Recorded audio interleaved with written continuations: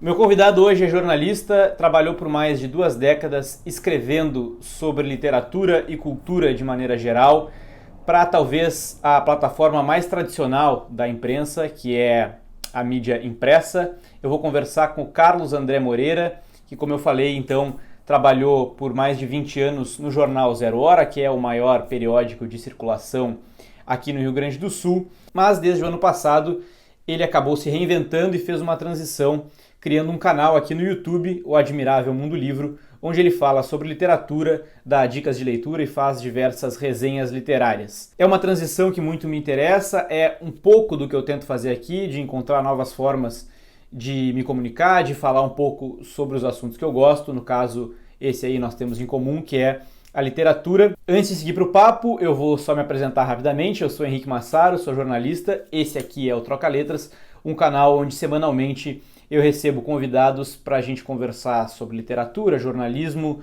e comunicação e outras formas de se contar histórias de maneira geral. Considerem se inscrever aqui no canal, ativar as notificações e comentar aqui embaixo o que estão achando desses conteúdos.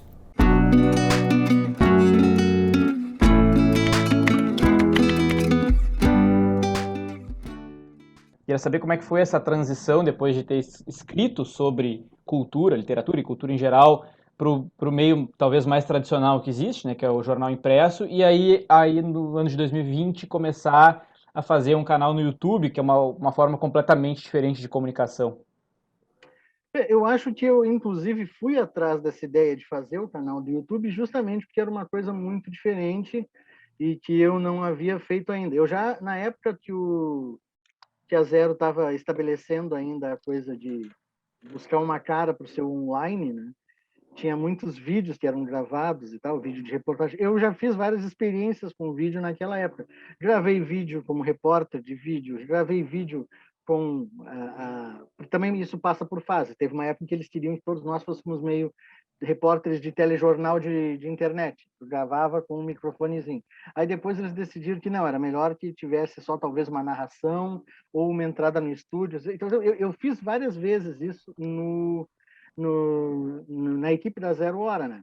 Inclusive, achei esses dias aí o link para um documentário que eu cheguei a ajudar a produzir como repórter, como entrevistador, sobre a Feira do Livro, especificamente, que eu gostei muito dele, mas aí eu fui olhar o link está quebrado, que é essas coisas de Putz, internet, é. ocorre assim também.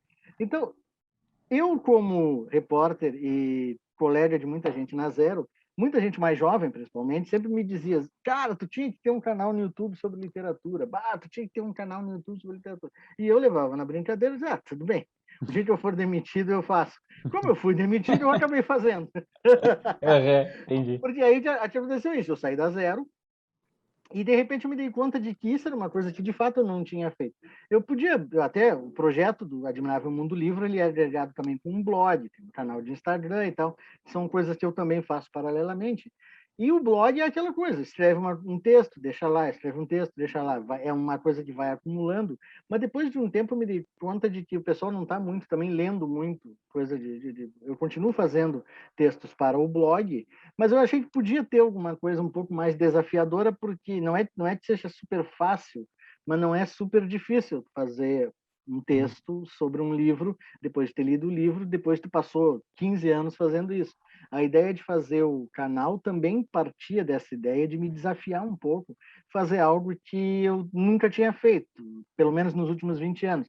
A última vez que eu tinha editado vídeo foi quando eu fui monitor de vídeo na Fabico, lá nos anos 90, quando ainda o professor era o Kleber, e se editava passando o material de um videocassete para outro videocassete, e tu tinha uma ilha que fazia a conexão. Com todos esses recursos novos hoje de edição, com programa como Premiere, no computador e tal, eu nunca tinha mexido com isso.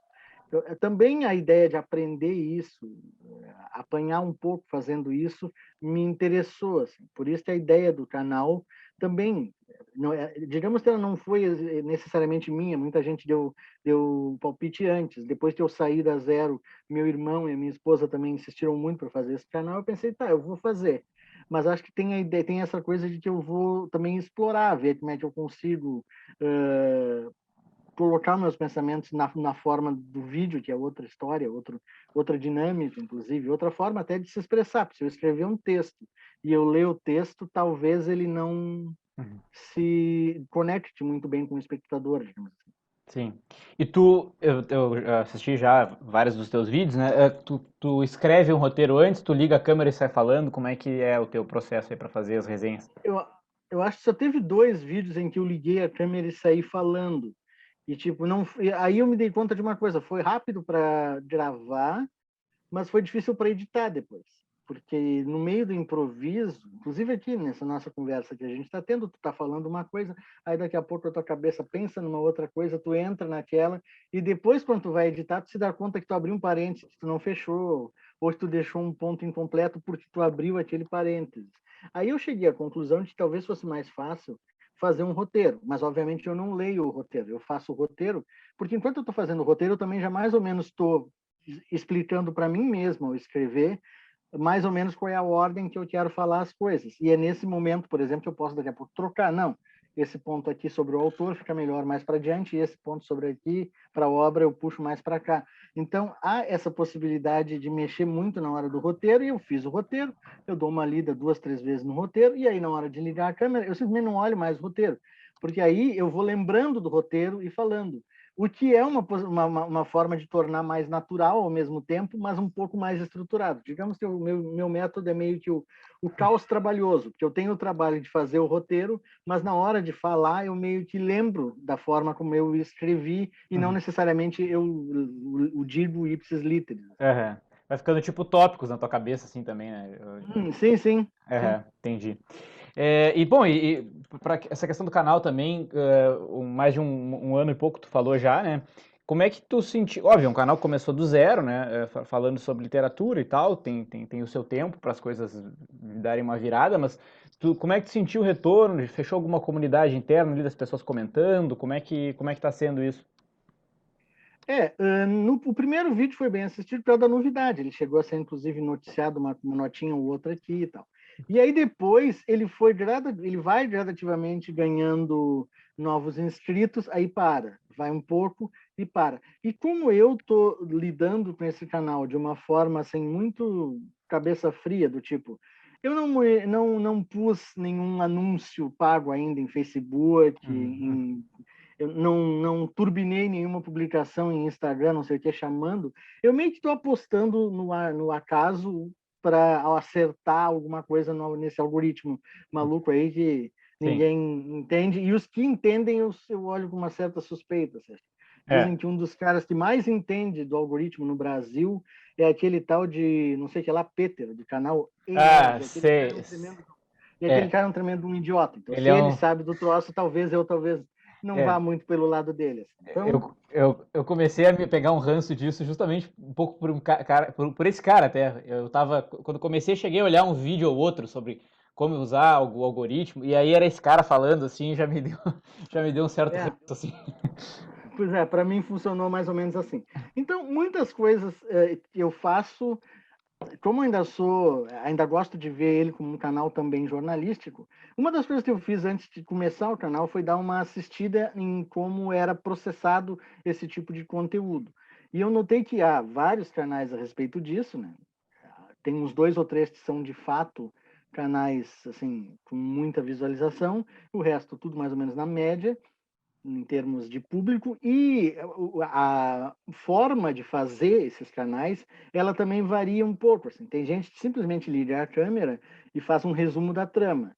Tem gente que abre a câmera, faz um resumo da trama e aí, na hora de chegar na parte de análise, ela parte muito mais para o impressionismo. Ah, o que me chamou a atenção nesse livro foi isso. Ah, eu gostei disso, eu gostei daquilo. E que não é muito o meu estilo. Então, eu vi uma janela para daqui a pouco. Tu ter um canal que primeiro varia um pouco o conteúdo, não é só resenha do último lançamento. Às vezes eu pego um tópico, faço, sei lá, um pequeno ensaio juntando mais de um livro sobre aquele tópico e falo sobre aquilo. Faço uma lista também, não é só também lista, mas eu tenho uma lista periódica que de vez em quando eu faço de 5 livros com um tema comum. Até está na hora de fazer outra, porque a última faz tempo já. Uhum. E também, ao mesmo tempo, fazer esse tipo de resenha, de apresentação de um livro, e tentar, de algum modo, casar um pouco a coisa da leveza do formato, né? Porque não pode ser muito hermético quando tu está fazendo um vídeo assim para um público, mas ao mesmo tempo não precisa malbaratar a forma de modo a ser tudo muito raso. Então eu queria fazer algo que fosse, talvez nem sempre o cara consegue, mas queria fazer algo que fosse divertido, que fosse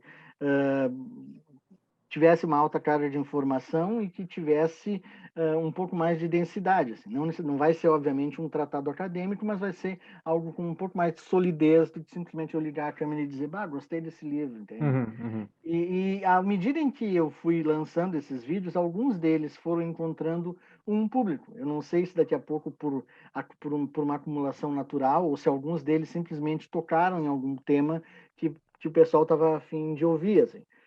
O canal foi um dos primeiros a falar, por exemplo, do livro do Faleiro, o Supridores.